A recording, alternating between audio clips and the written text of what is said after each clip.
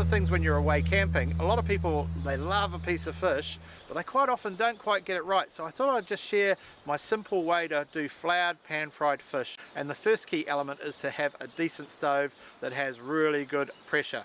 And I've got one here, and I'll fire it up and I'll show you what I mean. Now this stove's a Coleman even temp, and you know it's got wind baffles, and on a windy day you need something like this, but also it has quite high pressure jets, and that's the other key to a good camp stove, because if you don't get enough heat, the wind will blow all the heat away and it takes forever to cook anything. So you listen to this baby fire up. And the first key to cooking a good piece of fish is to actually heat your pan first. So I'll put my pan on the heat. Heat your pan and then add the oil once the pan is heated. So what I've got here is my snapper, nicely cleaned and filleted. And what I'm going to do, before I flour it, I'm actually going to season my snapper first with a bit of salt and pepper, because I like the seasoning to go on the fish as well as the flour.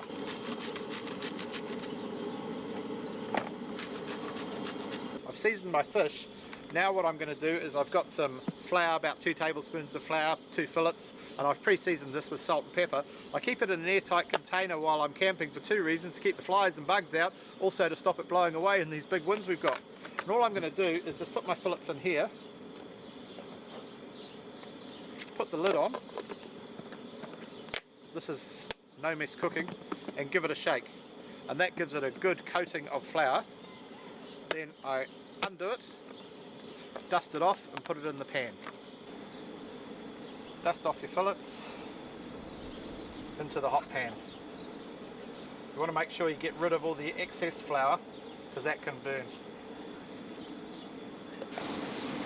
So that's cooking nicely. Once it starts to go opaque, I like to add a little butter or margarine, and what that does is tends to give your fish a little colour.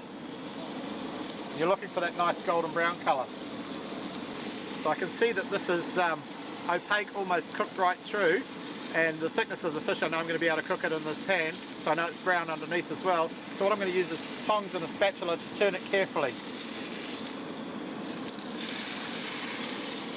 The other side as well.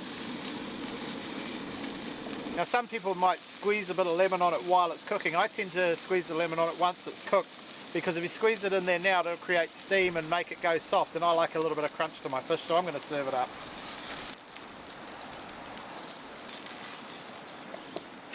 So it's simple pan-fried fish, just dusted in flour.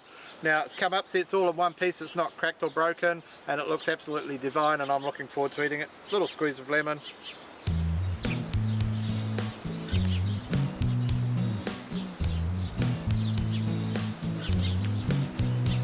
Absolutely perfect, moist in the middle, crunchy on the outside. The lemon just adds a little bit. I'm ready to go fishing. Next time you see me, we'll be catching fish.